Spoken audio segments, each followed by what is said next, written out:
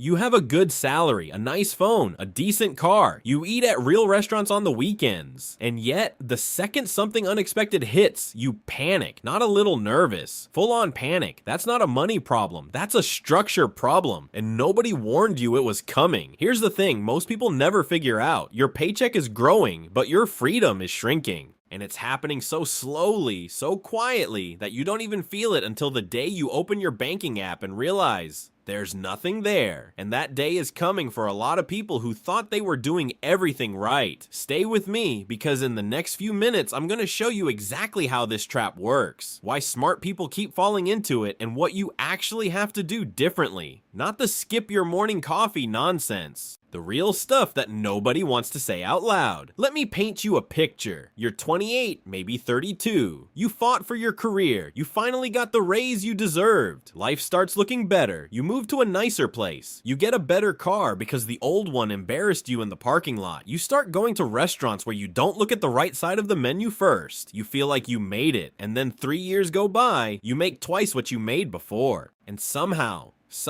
you feel more stressed about money than when you were broke in your early 20s. That feeling has a name. It's called lifestyle creep, and it doesn't feel like a trap because it feels like progress. Here's the problem. When most people imagine financial freedom, they imagine income. If I just earned more, everything would be fine. It sounds logical. It sounds obvious. More money in equals more money saved, right? Wrong. What actually happens is this. When your income goes up, your brain updates what normal looks like. That apartment that felt like a luxury at 24 feels like an embarrassment at 30. The car you were proud of becomes the car you apologize for.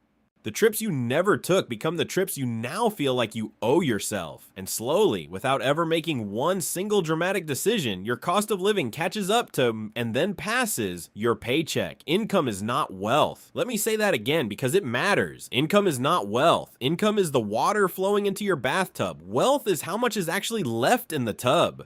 And lifestyle creep is a drain with no stopper. Now, before you think this is just about individual discipline, let me give you some numbers that might surprise you. In the United States, even at income levels above $300,000 a year, which puts you in the top 3 or 4% of earners, roughly 40% of people say they're still living paycheck to paycheck. Not because they're irresponsible, because the trap doesn't care how much you earn.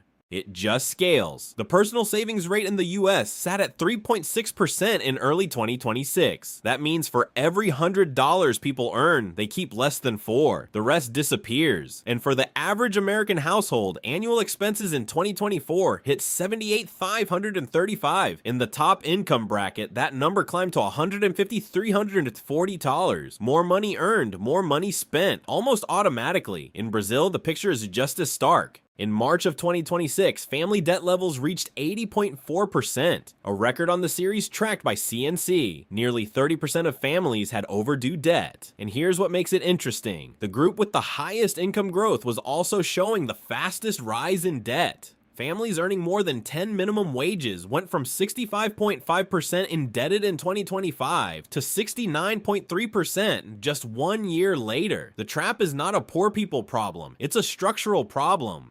And it's been engineered to be almost invisible. The economy doesn't just tolerate you spending everything you earn, it depends on it. Credit is easier to get when you earn more. Marketing gets smarter as your income rises. The moment you level up financially, you walk into a more expensive world that was already waiting for you. So let's talk about how the trap actually works, because it doesn't happen all at once. It happens in steps so small they feel like rewards. First raise, you move to a better apartment. Makes sense. You've been in that cramped studio for years. You deserve a real bedroom. Second raise, you get a better car. The old one needed constant repairs anyway, and the new one has backup cameras and heated seats, and honestly, it's a safety thing. Third raise, life gets comfortable. You get the gym membership you always skipped. You start taking the trips you always postponed.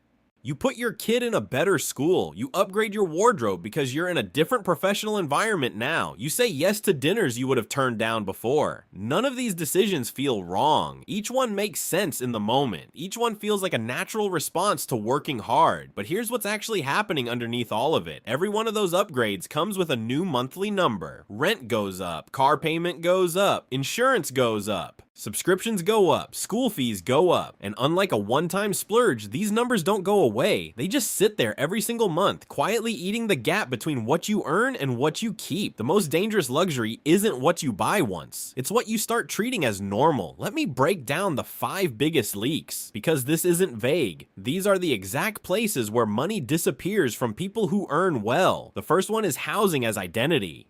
People don't just pick a home because they need a roof. They pick a home because it tells a story about who they are. The neighborhood, the building, the finishes, it all becomes part of your personal brand. And because it's tied to your sense of self, you never want to downgrade, which means once you commit, the costs are locked in. Rent, mortgage, condo fees, furniture, utilities, all of it compounding every month for years and sometimes decades. The second leak is the car.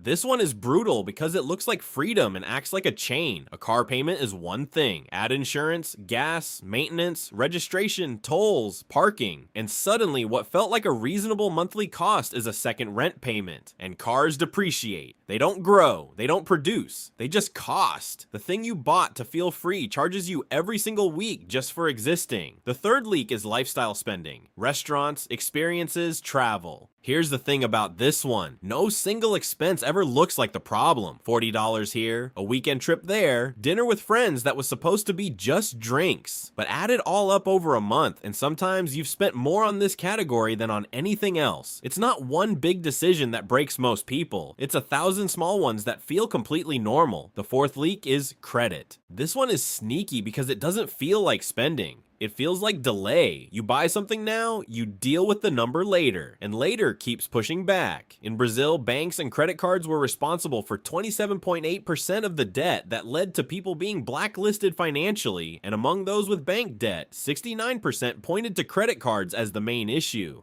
In the US, total household debt hit $18.8 trillion in the first quarter of 2026, not mortgages, total debt. Including credit cards, car loans, student loans, all of it. Credit doesn't solve a money problem. It borrows future income to pay for today's lifestyle. The fifth leak is the absence of an emergency fund and the false sense of security that a high income creates. When you earn well, you assume you'll handle whatever comes up. If something bad happens, I'll figure it out. That works until it doesn't, because crises don't care about your salary, they care about your cash. A 2026 Bankrate report found that 29% of Americans had more credit card debt than emergency savings, and 58% said their savings position was the same or worse than the year before. A high salary without savings isn't financial security, it's a tightrope with no net. Now I want to shift gears for a second, because there's a dimension to this trap that goes beyond math. The real engine of lifestyle creep isn't spending, it's comparison. Think about how this works in real life. You get promoted, you start spending time around people at a higher income level, and slowly, almost without noticing, your internal reference point shifts. What used to feel like enough starts to feel like getting by. What used to feel like luxury starts to feel like the standard. And anything below that standard starts to feel like falling behind. Research on what economists call conspicuous consumption, basically spending that's visible to others, shows that people spend more when they know others can see it, and that expensive visible debt actually increases when the people around you spend conspicuously. You're not buying things, you're buying belonging. Here's a sentence I want you to sit with for a second. A lot of people aren't trying to get rich. They're trying to not look poor next to people who are also in debt. That's the loop. Everyone looking at everyone else. Everyone performing a lifestyle they can't fully afford. Everyone assuming the person next to them has it figured out, and no one saying anything because saying something would mean admitting the truth. And here's where the trap becomes truly dangerous. In the beginning, before the promotions and the upgrades, your financial risk was actually pretty low. You had a small salary, but you also had small commitments. If something went wrong, the damage was contained. You could adjust, you were agile. But as the income goes up and the commitments multiply, you become less flexible, not more. Every decision you made to upgrade your lifestyle added a new fixed cost. And fixed costs don't negotiate. They don't take a month off because business was slow. They don't care if your car breaks or your kid gets sick or your biggest client disappears. They just keep showing up, so now you need more income just to stay still. And the higher the income, the more exposed you are when it stops. The golden handcuff is real. You built a life that works perfectly, as long as everything goes perfectly, and nothing ever goes perfectly forever. I want you to imagine a specific moment. It's a regular Tuesday. Nothing dramatic is happening, and then something small breaks. It could be a medical bill you didn't expect, a car repair, a slow month, a client who doesn't pay on time, a credit card statement that came in higher than usual. You open your banking app and you just stare at the number, not because it's zero, but because the gap between what's there and what you need is much smaller than you thought. And in that moment, something clicks. You realize you haven't been building anything. You've been maintaining the appearance of having built something. The income was real, but the wealth was theater. That's the moment the trap reveals itself, not with a dramatic collapse, with a quiet, awful clarity. Here's the hardest truth of this entire video, and I'm not going to dress it up. The trap isn't that you earn well and spend a lot. The trap is that you've built a life that only works if every month goes exactly as planned. And that's not a life. That's a performance you can never stop. Compare two people. Person A earns a lot, beautiful apartment, good car, travels twice a year. Colleagues respect the image, but the savings rate is near zero. Credit card balance rolls month to month. No emergency fund, one bad month away from real trouble. Person B earns less, modest setup, takes fewer trips, doesn't have the newest phone, but saves 20 to 25% of income, has 6 months of expenses in cash, invests regularly, not impressive at a dinner party. Completely calm on a random Monday. Who is actually rich?